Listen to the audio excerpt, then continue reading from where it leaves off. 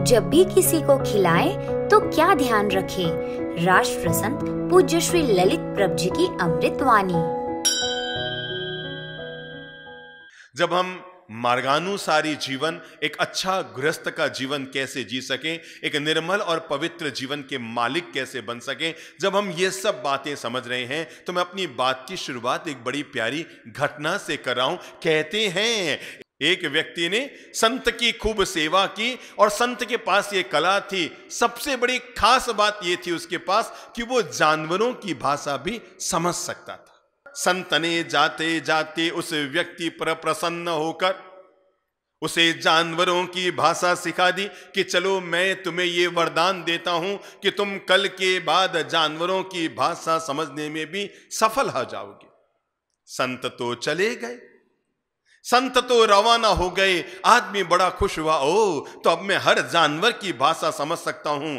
तोता बोले तो उसकी भाषा, मुर्गा बोले तो उसकी भाषा, कबूतर बोले तो उसकी भाषा, गाय भैंस बकरा ऊंट जो भी बोले हर जीव जंतु की भाषा वो समझने में सफल हो गया। अगले दिन उसके घर के पीछे ही जो जानवरों का बाड़ा था, जिसमें गाय भी थी, खच्चर भी थे, घोड़े भी थे, गधे भी थे और पक्षी भी थे, वो उनकी बीच गया ये देखकर कि क्या मुझे इनकी भाषा समझ में आती है या नहीं आती है। तो जैसे ही उनके बीच गया कि तभी वहां पर रहे हुए मुर्गे ने बांग देते हुए आवाज दी। मुर्गे ने अपने पास वाले मुर्गे को बताया, अजी पता है ये जो सेठ का गधा है ना, ये 2 दिन बाद मरने वाला है। अच्छा, सेठ ने जैसे ही सुना वो दंग रह गया। सेठ ने जैसे ही सुना वो दंग रह गया कि भला ये क्या, कल मेरा गधा मर जाएगा। तो सेठ ने एक काम किया, उसी दिन अपने गधे को बेच दिया।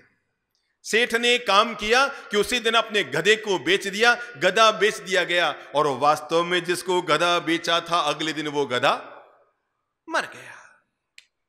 सेठ को लगा अरे गजब हुआ, अगर ये मुर्गे ने नहीं बताया होता तो ये गधा मेरे यहां मरता। अरे गधा वहां जाके मरा, मेरी कमाई फ्री में हो गई। मैंने मुफ्त में कमाई करने का सौभाग्य प्राप्त कर लिया, मैंने मुफ्त में धनोपार्जन कर लिया। 3 दिन बाद वो फिर जानवरों के बाड़े में था और तब फिर उसने देखा एक मुर्गा दूसरे मुर्गे से कह रहा है, अरे पता है ये जो सेठ का खच्चर है ना, ये भी 3 दिन बाद मरने वाला है। सेठ को लगा यार बात इसकी सही हो सकती है, क्योंकि गधा बेचा था वो मर गया, उसने उस खच्चर को भी बेच दिया, उसके भी रुपये आ गए। बड़ा मन में खुश हुआ, महाराज आपने बहुत अच्छी चीज सिखा दी, मेरे गधे के भी पैसे आ गए और खच्चर के भी पैसे आ गए। पर ताज्जुब के बाद 2 दिन बाद फिर वो वहां पर बैठा था अपने ही जानवरों के बाड़े में कि तभी उस मुर्गे ने दूसरे मुर्गे से कहा, तुझे पता है कि क्या कि ये जो घोड़ा है ना ये भी 2 दिन बाद मरने वाला है। सेठ ने उसको भी बेच दिया, पर ताज्जुब की बात थी वो भी 2 दिन बाद मर गया। सेठ को लगा गजब हुआ, मैंने गधे के भी पैसे कमा लिए, खच्चरे के भी पैसे कमा लिए, घोड़े के भी पैसे, तो बहुत अच्छी बात हुई, जानवरों की भाषा समझता हूं। और ये मुर्गे को पता नहीं कैसे पता लगता है कौन मरने वाला है। पर तब उसे बड़ा आश्चर्य हुआ जब 4 दिन के बाद फिर वो अपने जानवरों के बाड़े में था तो मुर्गे ने दूसरे मुर्गे से कहा, एक बात बताऊं? कि हाँ बताओ बताओ। कि परसों अपना सेठ मरने वाला है। और सेठ ने सुना कि वो घबराया है? सेठ ने सुना कि वो घबराया, अरे यार जानवरों को बेच दिया, गधे को बेच दिया, घोड़े को बेच दिया, खच्चर को बेच दिया, पर अब ये कह रहा मैं मरने वाला हूं। वो दौड़ा दौड़ा उन्हीं महाराज के पास गया जिन्होंने उसको जानवर की भाषा सीखनी बताई और सारी कहानी बहते हुए कहते हुए बताया, महाराज आपने बहुत अच्छा किया, महाराज आपने बहुत अच्छा किया कि मुझे भाषा सिखा दी। पर महाराज गधा मरा पैसा कमा लिया, खच्चर मरा पैसा कमा लिया, घोड़ा मरा पैसा कमा लिया, पर महाराज आज वो मुर्गा कह रहा है 2 दिन बाद मैं मरने वाला हूं। संत ने मुस्कुरा कर कहा, मेरे भाई अब तू सोच, अब तक तो तू कईयों को बेच दिया, अब खुद को तू कहां बेचेगा। तब संत ने उसे जीवन का ज्ञान देते हुए कहा कि मेरे भाई याद रखना, किसी भी कीमत में दुनिया में कोई आदमी किसी के जीवन को नहीं बचा सकता है। जिसके जितना आयुष्य कर्म लिखा हुआ है उसका उतना आयुष्य कर्म है। अब तेरे पास एक ही विकल्प है, तू चाहता है कि तेरा जीवन सुधर जाए, तू चाहता है कि तेरी मृत्यु सुधर जाए, तो अब जो तेरे पास 2 दिन बचे हैं, इन 2 दिनों में तू उनको तो बेचकर तूने धन कमाया। अब अगर तू कमाना चाहता है तो तू सत्कर्म करना शुरू कर दे अपने जीवन में, ताकि सत्कर्म करने से तेरा ये जन्म भी सुधर जाएगा और तेरा अगला जन्म भी सुधर जाएगा।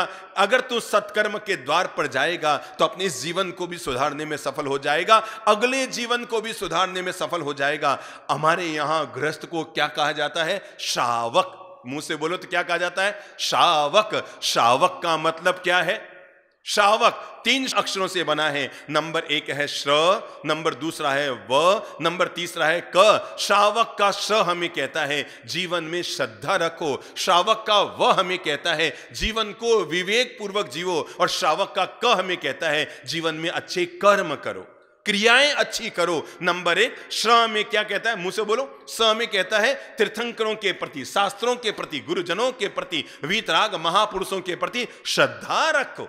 दूसरा हमें वह कहता है जीवन को बहुत विवेक, जागरूकता, जैना, यतना के साथ जियो। और तीसरा है क, जो हमें जीवन का पाठ पढ़ाता है कि जीवन में अच्छे कर्म करो, अच्छी क्रियाएं करो, अच्छे कार्य अपने जीवन में संपादित करो। जो श्रद्धा पूर्वक अपने जीवन को जीता है, जो विवेक पूर्वक अपने जीवन को जीता है, जो शुभ क्रियाओं के साथ अपने जीवन को जीता है, उसी का नाम श्रावक होता है। जैन कुल में पैदा होने से कोई व्यक्ति श्रावक नहीं होता है। जैन कुल में पैदा होने से जैन तो हो जाता है, जैन आदमी जन्म से भी हो सकता है, पर श्रावक होने के लिए आदमी को अपनी जिंदगी के पोटली को सद्गुणों से भरना पड़ता है। अपनी जीवन की पोटली को आदमी को सद्गुणों से भरना पड़ता है। इतना ही पर्याप्त नहीं है। हम सब लोगों को बचपन से समझा दिया गया बुरा मत देखो, हम सब लोगों को बचपन से समझा दिया गया बुरा मत सुनो, हम सब लोगों को समझा दिया गया बुरा मत बोलो, और हमने शायद समझा दिया बुरा मत सोचो। मैं कहता हूं अब इसे पॉजिटिव बनाना पड़ेगा अपने जीवन में, जिंदगी को गुणों की पोटली से भरने के लिए। अब आओ चेंज करो, चेंज करो, इस वाक्य को थोड़ा बदलो। केवल ये मत कहो कि बुरा मत बोलो। क्या चेंज हो सकता है? बुद्धि लगाओ। अब इसका क्या पॉजिटिव हो सकता है? बुरा मत सुनो, ये तो एक भाग हुआ, पर जीवन में अगर आगे बढ़ना है तो इतना ही पर्याप्त नहीं, मोक्षानुगामी बनना है, मोक्ष के मार्ग पर जाना है, मुक्ति की ओर अपने कदम बढ़ाने हैं, तो इतना पर्याप्त नहीं कि बुरा मत बोलो। अब इसका एक कदम आगे बढ़ाओ, और वह है जब भी बोलो अच्छा बोलो। बुरा मत बोलो ये आधा पक्ष था, अब इसका पॉजिटिव बनाओ कि जब भी बोलेंगे अच्छा बोलेंगे। बुरा मत देखो इतना ही नहीं है, अच्छा अच्छा देखो। अरे जाकर मंदिर में भगवान की मूर्त देखो, सड़क पर चलती हुई महिला में भी सीता मां के दर्शन करो। अरे दुनिया में हर जीव में भी प्रेम और आनंद और करुणा के दर्शन करो, अच्छा अच्छा देखो। इतना ही नहीं, जब भी सुनो केवल बुरा मत सुनो, ये भी निर्णय करो मैं अच्छा सुनूंगा। बुरा न सुनने का मतलब तो ये हुआ कि आपके भीतर गलत चीज नहीं आ रही है, पर जब आप अच्छा सुनेंगे, महापुरुषों की वाणी सुनेंगे, तीर्थंकर पुरुषों के शास्त्रों को पढ़ेंगे, संतों के द्वार पर जाकर प्रवचन सुनेंगे, तो आपके जीवन में क्या आएगा? अच्छा अच्छा आना शुरू हो जाएगा। और नंबर 4, केवल इतना नहीं है कि बुरा मत सोचो, इससे पहले जरूरी है अच्छा सोचो, अच्छा बोलो, अच्छा देखो, अच्छा सुनो और अच्छा सोचो। जब ये 4 चीजें जीवन में अच्छी होती है तो आदमी अपने जीवन को अच्छाई के रास्ते पर, सच्चाई के रास्ते पर, भलाई के रास्ते पर, मिठास के रास्ते पर, आनंद के रास्ते पर लेकर जाता है। मैं कभी भी मन से, वचन से, काया से न बुरा बोलूंगा, न बुरा देखूंगा, न बुरा सोचूंगा, और तो और सपने में भी किसी के साथ बुरा नहीं करूंगा। मुझे पता है एक बच्चे ने अपने पापा से कहा, पापा पापा आज रात को मैंने गजब किया सपने में। कि क्या किया? अरे पापा वो पड़ोस वाला पिंटू है ना, मैंने रात को सपने में जमकर उसको मारा। अरे खूब 5-7 चांटे मारे, जूते मारे पापा, मैंने खूब घूंसे मारे उसको।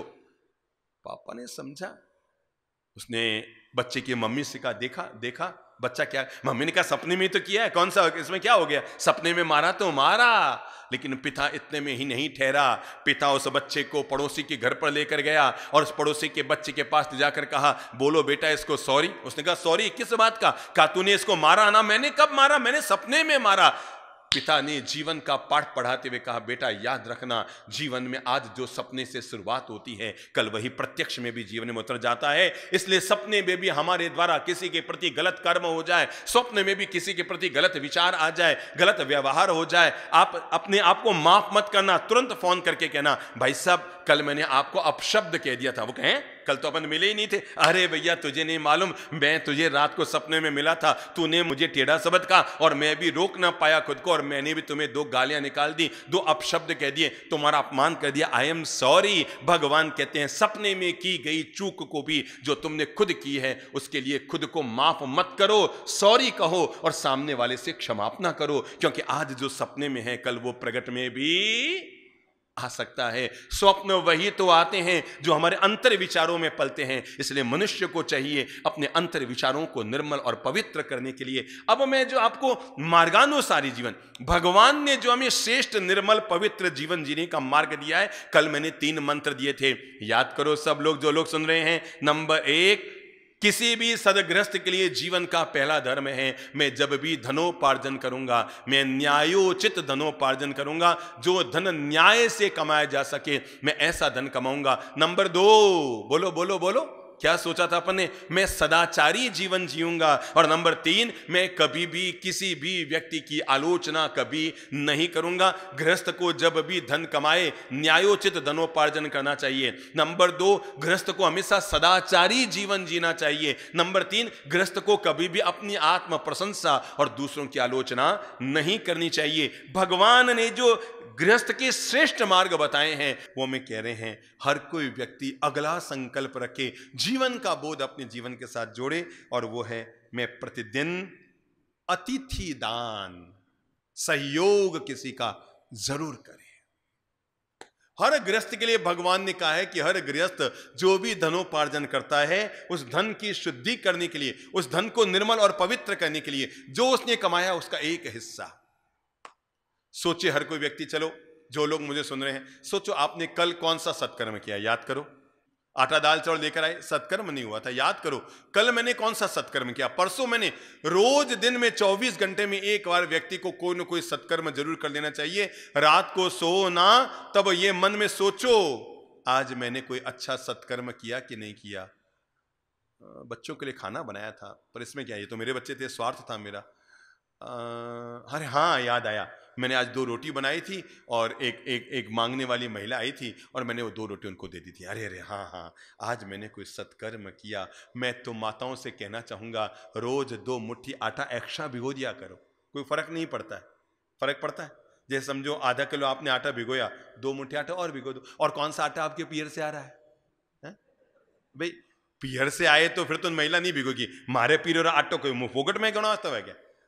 आजकल गजब हो गया, आटा महंगा हो गया, डाटा सस्ता हो गया मोबाइल का, ठीक है ना।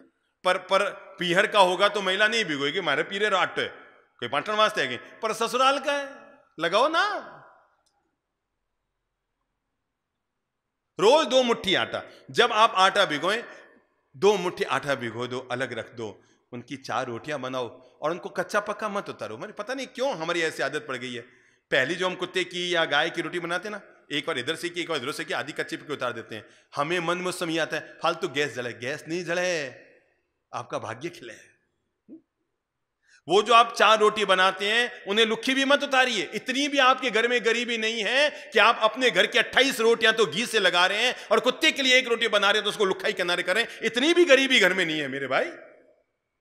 घर में घी के डिब्बे भरे हुए हैं और आपकी गिलोड़ी में भी घी है, केवल मन को तैयार करना पड़ता है। अरे यार, 1 रोटी खिला रहे हो किसी कुत्ते गाय जानवर को और उसमें भी आपके मन में आता है कि तो लुक्की रख दो, जानवर को खिलानी, कुत्ते को खिलानी। मैं कहूंगा अपने बच्चे के लिए घी लगाओ तो थोड़ा कम लगा देना, पर वो जानवर के लिए, भिखारी के लिए, कुत्ते के लिए, गाय के लिए, किसी और के लिए रोटी बनाई है ना, अरे मुश्किल से 2 तो रोटी आप निकालते हो, कम से कम उसमें तो घी पूरा लगा दो। सीधी सादी बात है, जो खिलाओगे वही तो खाओगे। अब अगर आप कच्ची रोटियां खिला रहे हैं, लुक्की रोटियां खिला रहे हैं, आप क्या समझ रहे हैं अगले जन्म में भगवान आपको माफ करेगा? इससे भी ज्यादा कच्ची रोटियां ना खिला दे तो मुझे कहना। हर चीज तो दुगुनी 4 गुनी आती है ना। मन की दशा को हमें ठीक करना पड़ेगा। जब हम किसी को खिला रहे हैं तो उत्तम चीज खिलाएं। बढ़िया क्वालिटी की। मैं तो कहता हूं किसी भिखारी को भी खिलाए ना, कल की बची हुई रात की बासी दाल मत दिया करो उसे, रात की बची हुई बासी सब्जियां मत दिया करो, ले खा लीजिए। आप नहीं जानते आपकी दाल 2.5 रुपए की है, सब्जी 5 रुपए की है, और जो वो बीमार पड़ेगा तो 5,000 का बिल उसका कौन चुकाएगा अस्पताल का? आप जाएंगे? ये कब तक हम अपनी कंजूसी पालते रहेंगे? कल की ब्रेड बची हुई है, बेटा कहता है मम्मी कल की ब्रेड बची है, बेटा अपने लिए नहीं लिया, ये कोई भिखारी के बच्चे को रास्ते में मिले तो दे देना। ना बाबा ना, कभी मत करो ऐसा, कभी मत करो। खुद भले ही कमजोर खा लो, पर जब भी किसी को खिलाओ तो हमेशा उत्तम क्वालिटी का भोजन कराओ। मन बना लो, जब भी किसी को खिलाऊंगा मैं, चाहे वो भिखारी हो, वो भी किसी मां के पेट से ही पैदा हुआ बच्चा है। मैं गला हुआ केला उसको नहीं खिलाऊंगा, मैं गली हुई एप्पल उसको नहीं दूंगा, मैं गला हुआ पपीता खराब था भिखारी को, ना बाबा मत दो। ये आप नहीं जानते आप कौन सा पुण्य कर रहे हैं इसके नाम पर। अपनी मनोदशा को ठीक कीजिए। मैं श्रेष्ठ खाऊंगा, पर मैं उससे भी श्रेष्ठ दूसरों को खिलाऊंगा। क्यों? क्योंकि मुझे आगे वही खाने को मिलेगा जो आज मैं दूसरों को खिलाऊंगा। हर चीज लौट कर आती है। मन बनाओ आज से, 2 मुट्ठी आटा भिगोया, अच्छी सी बढ़िया रोटी बनाई, फूली हुई। मैं तो कहूंगा जो 30 रोटी बनाई है ना, उनमें जो सबसे अच्छी 3 रोटियां उनको निकाल के बाहर रखो। खाना वाना सबका हो गया, कभी कोई आ गया खिला दो, नहीं आया तो शाम को किसी जानवर को, पशु पक्षी को, किसी को भी खिला दो, पर पुण्योपार्जन जरूर करो। अपनी झोली को पुण्य से भर के रखो। पहले लोग थाली लगने पर इंतजारी करते थे 2 मिनट, कोई आए तो हम खाएं, कोई आए तो हम खाएं। अब बड़े नगरों में ये हो गया है, ये जाए तो पीछे हम खाएं। पहले लोग इंतजारी करते थे कोई आए तो हम खाएं, अब बड़े नगरों में हो गया ये जाए तो पीछे हम खाएं। लोग अपने घर के एड्रेस गलत छपाने लग गए कि मेहमान घर पे ना आ जाए, और आए उससे पहले पूछते हैं भाई साहब आपकी कब की टिकट बनी हुई है वापस की। मन बनाओ। भगवान ने एक शब्द दिया है, अतिथि संविभाग व्रत। जब मैं गृहस्थ जीवन का मोक्षानुमार्ग भगवान का दिया हुआ आपको बता रहा हूं, तो भगवान हमें कहते हैं अतिथि की सेवा करो। भगवान कहते हैं वो घर आदरणीय होता है और पुण्यवान होता है जहां पर आए हुए अतिथि का सत्कार किया जाता है और उसके जाने के बाद नए अतिथि की इंतजारी की जाती है। वो घर पुण्यानुगामी होता है जहां पर आए हुए अतिथि का सत्कार होता है, गए हुए अतिथि का शुक्राना होता है और नए अतिथि की प्रतीक्षा होती है। वो घर बड़ा पुण्यवान होता है, क्योंकि वहां पर लोग खिलाकर खाते हैं, खाकर खुश नहीं होते।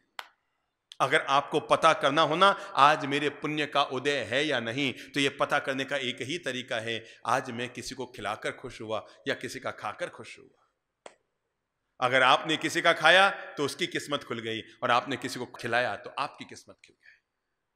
मन बना लो आज से, मैं रोज एक सत्कर्म जरूर करूंगा। याद रखना, हरी घास तभी तक हरी रहती है जब तक हम उसमें सत्कर्म का पानी डालते रहते हैं, और जैसे ही पानी डालना बंद किया कि घास सूखती है। और ऐसे हमारे भाग्य, अगर आपने सत्कर्म करने बंद कर दिए, भाग्य सूख जाएंगे। मैं तो कहूंगा सप्ताह में एक दिन किसी गरीब को पहचान लिया करो, देख लिया करो, और उसको लेकर जाओ किसी अच्छी सी दुकान पर, अच्छे से ढाबे पर, और ले जाकर उसको बोलो भैया तुम्हारे जो सबसे बढ़िया वाली थाली होती है ना, जिसमें 2 मिठाई भी आती हो, ये 250 रुपये की एक थाली इसको खिला दे। मैं सच्ची कहता हूं, अगर आपके नवग्रह अनुकूल न हो जाए, आपकी भाग्य दशाएं अनुकूल न हो जाए, दुनिया में परोपकार कभी बेकार नहीं जाता। याद रखना, दुनिया में परोपकार कभी इंसान के हाथ से बेकार नहीं जाता। इंसान जो करता है वो परोपकार उसके हाथ में जरूर लौट कर आता है। अपनी बात पूरी करूं उससे पहले मैं प्यारी सी घटना कहकर, जो अभी अभी देश में लाइव हो रही है, मैं उस घटना को कहकर बात को पूरी कर रहा हूं। और कहते हैं एक गांव का व्यक्ति अपनी बेटी को लेकर बस में बैठकर बड़े शहर में गया। होटल में गए, पहली बार वो किसी बड़ी होटल में गया था पैदा होने के बाद, और जाकर वहां पर टेबल कुर्सी पर बैठे। ऑर्डर लेने वाला वेटर आया और आकर पूछा जी आप क्या लेंगे। तो उस आदमी ने कहा मेरी इस बेटी के लिए एक डोसा ले आओ। डोसा समझे, इडली डोसा, एक डोसा ले आओ। रेट उसने पढ़ ली थी, एक डोसा वहां पर 120 रुपये का था। तो उसने कहा एक डोसा ले आओ। तो उसने उस आदमी से पूछा आपके लिए? कहा नहीं बस कुछ नहीं, केवल एक डोसा ले आओ। उसने कहा मतलब आप कुछ नहीं लेंगे? कहा नहीं भैया, दरअसल बात यह है, मैंने अपनी बेटी से कहा था कि अगर तूने 10वीं क्लास फर्स्ट क्लास से पास की, सुनिएगा आगे, मैंने अपनी बेटी से कहा था अगर तूने 10वीं क्लास फर्स्ट क्लास पास की तो मैं तुम्हें इस वाली होटल में ले जाकर डोसा खिलाऊंगा। और भैया मेरे पास केवल अब 150 रुपये हैं, 120 रुपये का ये खिला दे और 30 रुपये वापस मैं गांव जाऊंगा। उस वेटर को लगा यार ये अकेली खाएगी, आदमी यूं बैठा रहेगा। वो अंदर गया और मालिक के पास जाकर कहा, मालिक मेरे पास अभी तो जेब में पैसे नहीं है, पर मेरी इच्छा है, मैं एक डोसा तो वो पैसा दे रहा है, एक डोसा मैं लेना चाहता हूं, उसे आदमी और खिलाना चाहता हूं। उसने बच्ची ने 10वीं कक्षा पास की है, आज फर्स्ट क्लास पास की है, तो उसने बेटी से वादा किया था मैं तुम्हें इस वाली होटल में जाके डोसा खिलाऊंगा। तो मैं एक डोसा तो उसके पैसे से खिला रहा हूं और एक डोसा मैं अपने पैसे से खिला रहा हूं, जब महीना पूरा हो मेरे वेतन में से काट लीजिएगा। जब होटल के मालिक ने यह सब सुना, सारी बात सुनी, तो उसने कहा अगर कोई प्रतिभावान बच्ची हमारे होटल में आई है हम उसको यूं ही डोसा नहीं खिलाएंगे। और तब फटाफट उसने अपने स्टाफ को आदेश दिया, एक अच्छी सुंदर टेबल सजाई गई, फूल वूल लगाए गए, सारा स्टाफ इकट्ठा हुआ और तब उस बच्ची को उस टेबल के पास कुर्सी पर लाकर बैठाया गया, तालियां बजाई गई, उसकी 10वीं फर्स्ट क्लास पास करने की खुशियां मनाई गई। और पिता पुत्र दोनों को उस होटल के मालिक ने डोसा खिलाया। न केवल खिलाया, अब तो 3 डोसे एक पैकेट में बांध कर भी दिए कि अपने घर में जो तुम्हारी 2 बहनें हैं और तुम्हारी मम्मी है उनको भी खिलाना। इतना ही नहीं, उस होटल के मालिक ने उसे आधा किलो मिठाई भी दी कि अगर पास हुई है तो अड़ोसी पड़ोसी को बांट भी देना, गौरव है कि तूने फर्स्ट क्लास 10वीं क्लास पास की है। बच्ची समझ नहीं पाई मेरे साथ इस होटल के मालिक ने कितना महान व्यवहार किया। वो पिता बेचारा शुक्राना अदा करता हुआ थैंक यू। तो होटल के मालिक ने कहा थैंक यू की क्या बात है, मेरी बेटी होती तो क्या मैं उसके 10वीं क्लास फर्स्ट क्लास पास करने पर खुशियां नहीं मनाता? बेटी तो बेटी होती है, क्या मेरी और क्या तेरी?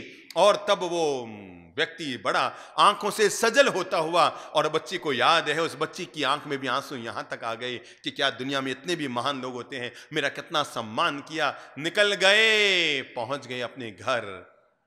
10 साल बीते, उसी शहर में एक कलेक्टर आई नई बनकर। 12-13 साल बीते, उसी शहर में कलेक्टर नई बनकर आई और उस कलेक्टर ने एक पत्र उस होटल के मालिक और वेटर को भिजवाया कि अमुक रविवार को हम तुम्हारी होटल में आ रहे हैं भोजन करने के लिए और नगर की ओर से तुम्हारा सार्वजनिक अभिनंदन समारोह आयोजित किया जा रहा है। वो नहीं समझ पाया, नगर के लोग नहीं समझ पाए कि नगर में इससे बड़ी बड़ी होटलें हैं, इसी होटल को सर्वश्रेष्ठ होटल का सम्मान क्यों मिल रहा है? ये कलेक्टर की ऐसी क्या चीजें हैं? और उस होटल के मालिक ना, मैं तो इस कलेक्टर को नहीं जानता हूं भाई, मेरे तो कोई लेन देन नहीं, मैं तो पहचानता भी नहीं हूं, पर उस कलेक्टर ने आदेश दिया इस शहर का सर्वश्रेष्ठ होटल बनने का सौभाग्य पुरस्कार इसको दिया जाए। कलेक्टर वहां पर आई, जिलाधीश आए, कलेक्टर आई और एसपी आए, सारे पूरा महकमा प्रशासन का आया। होटल का मालिक दंग रह गया था, पूरे शहर में उसके होटल का नाम चमक रहा था। शहर भर के सारे होटल के मालिकों को बुलाया कलेक्टर ने और तब वहां पर उस होटल के मालिक और वेटर को मंच पर बुलाकर माला, सम्मान और सम्मान पत्र और शहर का सर्वश्रेष्ठ होटल बताते हुए कहा कि मैं देश शहर के सारे होटल के मालिकों से कहना चाहूंगी कि हमारे होटल केवल धनोपार्जन के लिए नहीं होते हैं, वक्त होने पर दूसरों को खुशियां देने के लिए होते हैं। और तब उसने राज खोला। कलेक्टर ने होटल के मालिक को बताते हुए कहा, याद करो एक दिन तुम्हारे यहाँ इस 10वीं फर्स्ट क्लास पास की बच्ची आई थी, गांव से उसका पिता फटी हुई धोती पहनकर यहां पर लेकर आया था, उसके पास केवल 150 रुपये थे, आपके यहां डोसे की कीमत 120 रुपया थी। और तब उस बच्ची के पिता ने तब ये कहा था एक डोसा दीजिए, पिता भूखा चला जाएगा। और तब होटल के मालिक ने उन सब के लिए एक अच्छी सी पार्टी का आयोजन करते हुए डोसा सबको खिलाया, घर ले जाने के लिए दिया। ये जो मानवता आपकी है, मैं आज ये गौरव के साथ कहना चाहूंगी, वो बच्ची और कोई नहीं, मैं आज कलेक्टर बनकर इसी नगर में आई हूं और ये शुक्राना अदा करने के लिए आई हूं कि हर कोई व्यक्ति को अपने भीतर ये सम्मान की भावना रखनी चाहिए। मैं अमीर हूं, अपनी बच्ची का मैं जोरदार सारे काम विवाह करूंगा कि उसका उत्सव मनाऊंगा, पर कोई गरीब की बच्ची है तो उसको मैं अपनी ही बेटी मानकर उसके साथ भी इतना ही पॉजिटिव व्यवहार करूंगा। भगवान कहते हैं ये जो परोपकार, ये जो अतिथि सत्कार की भावना है ना, ये जीवन का सदगृहस्थ का बहुत बड़ा पुण्य होता है। और तब उस कलेक्टर ने राज खोलते हुए कहा कि वो गरीब की बच्ची 10वीं पास कक्षा और कोई नहीं, मैं हूं। और तब मैंने उसी दिन फैसला कर लिया था कि अगर मैं पढ़ लिख के कभी कलेक्टर बन गई तो मैं सबसे पहले इस होटल में आऊंगी और आकर के इसके मालिक को शुक्राना अदा करूंगी। Thank you so much. मैं आप लोगों को यही तो भगवान की ओर से मोटिवेट करना चाह रहा हूं और अनुरोध करना चाह रहा हूं। हम अपना मन बनाए। भगवान कहते हैं अतिथि सेवा जरूर करो। अगर आपका कोई सधर्मी भाई गरीब है, मैं कहता हूं अग्रवाल, माहेश्वरी, ओसवाल, थानकवासी में, तपागस में, कर्तगस में, पर हर समाज को आज की तारीख में व्यवस्था कर देनी चाहिए।